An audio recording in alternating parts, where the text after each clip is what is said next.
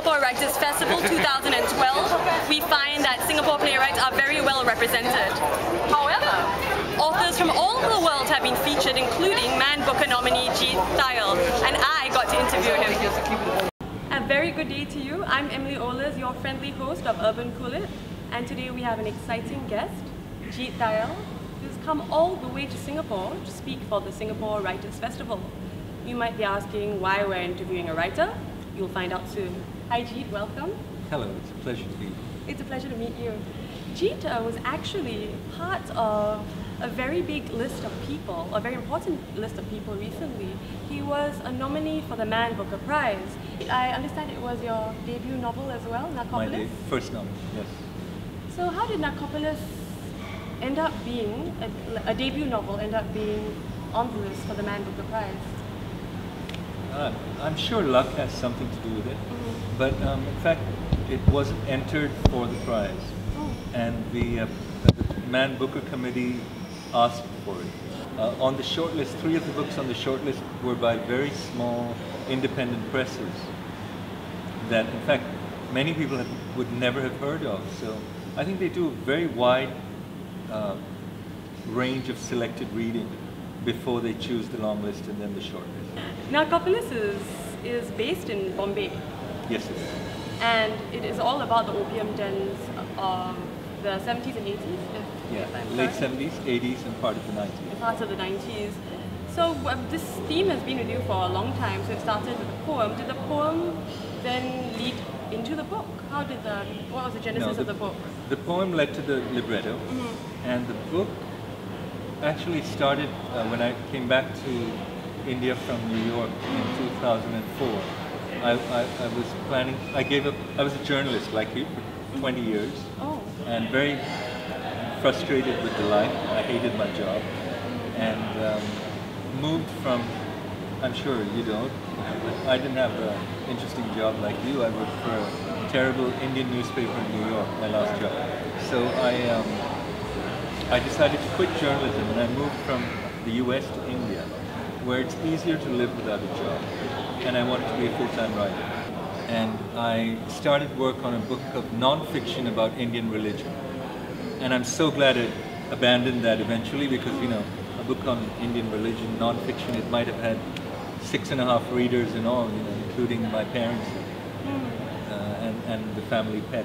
So and as I was working on that book, about a year or so into that, I was in a residency, a month-long residency, and I started to write this chapter set in Bombay in the late 70s among the opium dens. And I was astonished at the kind of things I remembered, things I had no idea I'd stored away.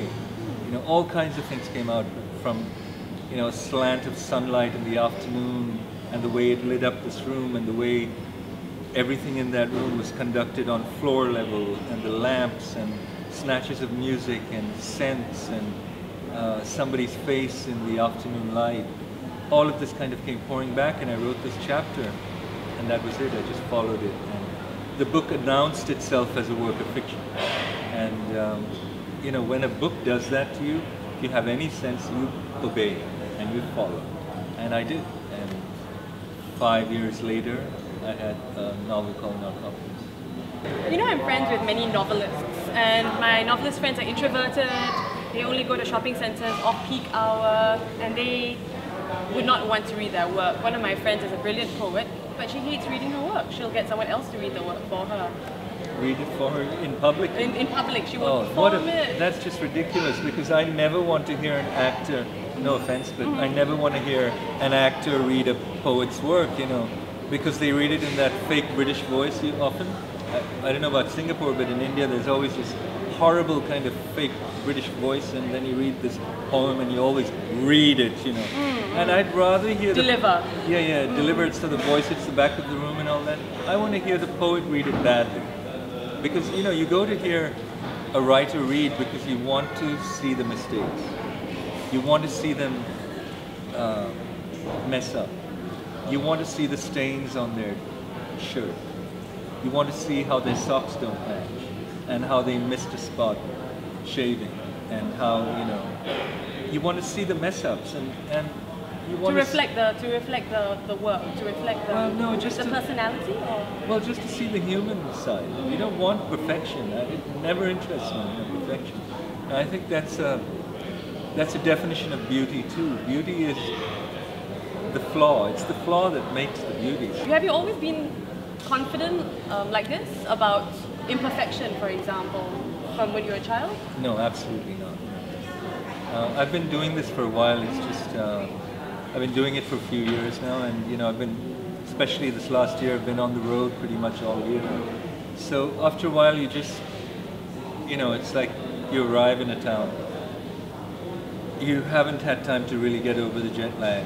You get some sleep, you get some breakfast, and then you're on. And you kind of realize that the reader or the listener listens for the same thing always. And it's a human, what we want, why we go to hear somebody read, or why we read a book, is we go to hear the human voice. We want to hear someone speak to us in human language. That's all it is. So, which is why I say, to get an actor to do that, you're actually doing a terrible disservice to your reader. You're chickening out, you are copping out, you are doing a very lazy, actually immoral thing. You're doing the wrong thing. You shouldn't do that. Because if I would just be deeply disappointed if I were to go somewhere to hear a writer I loved and find a professional doing that job. I'd be just... Well, I'm Emily Olis. I'm your friendly host of Urban Kulit. I'm with Jeet. Thank you so much, Jeet. Absolutely a pleasure. Thank you. See you soon.